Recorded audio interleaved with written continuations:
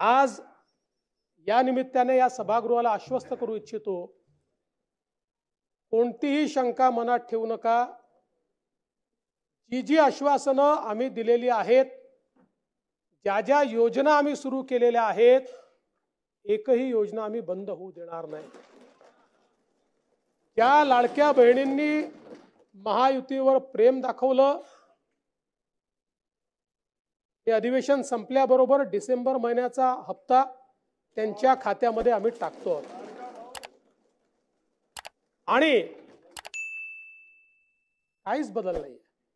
नाना, मी या ठिकाणी स्पष्ट करू इच्छितो, कुठलेही नवीन निकष नाहीत, आता तर सगळ्यांनाच टाकतो।